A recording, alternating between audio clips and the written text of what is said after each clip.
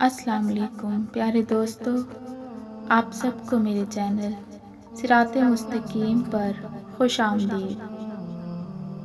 ایک تاجر اپنی محنت سے کامیاب ہوا اور ایک بہت بڑے ادارے کا مالک بن گیا۔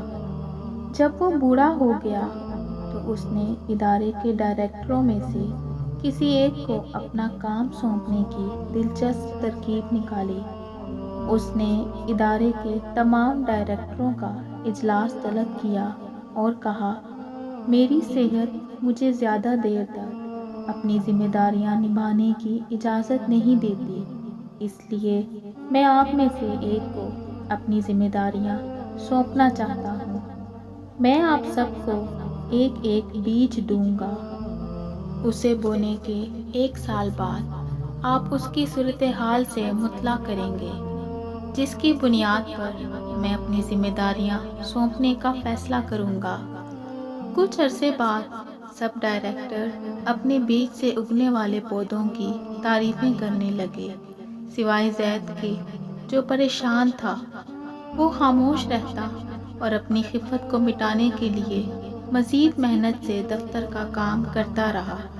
دراصل زید نے نیا گملہ خرید کر اس میں نئی مٹی ڈال کر بہترین کھاد ڈالی تھی اور روزانہ پانی بھی دیتا رہا تھا، مگر اس کے بیج میں سے پودا نہ نکلا۔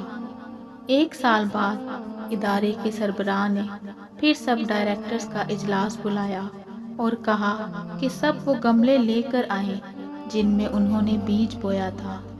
سب خوبصورت پودوں والے گملوں کے ساتھ اجلاس میں پہنچے، مگر زید جس کا بیج اگا نہیں تھا وہ خالی ہاتھ ہی اجلاس میں شامل ہوا اور ادارے کے سربراہ سے دور والی کرسی پر بیٹھ گیا۔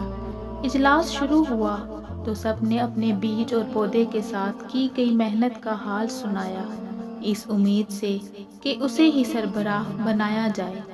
سب کی تقاریر سننے کے بعد سربراہ نے کہا، ایک آدمی کم لگ رہا ہے۔ اس پر زید جو ایک اور ڈائریکٹر کے پیچھے چھپا بیٹھا تھا، کھڑا ہو کر سر جھکائے بولا، جناب، مجھ سے جو کچھ ہو سکا میں نے کیا، مگر میرے والا بیج نہیں اگا۔ اس پر کچھ ساتھی ہنسے اور کچھ نے زید کے ساتھ ہمدردی کا اظہار کیا۔ چائے کے بعد ادارے کے سربراہ نے اعلان کیا کہ اس کے بعد زید ادارے کا سربراہ ہوگا۔ اس پر کئی حاضرین مجلس کی حیرانی سی چیخ نکل گئی۔ ادارے کے سربراہ نے کہا، اس ادارے کو میں نے بہت محنت اور دیانتداری سے اس مقام پر پہنچایا ہے اور میرے بعد بھی ایسا ہی آدمی ہونا چاہیے، اور وہ زید ہے جو محنتی ہونے کے ساتھ دیانتدار بھی ہے۔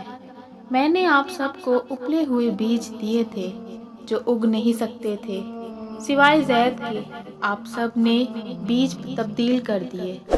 اے بندے، مت بھول کہ جب کوئی نہیں دیکھ رہا ہوتا تو پیدا کرنے والا دیکھ رہا ہوتا ہے، اس لیے دیانت کا دامن کبھی بھی ہاتھ سے نہ چھو۔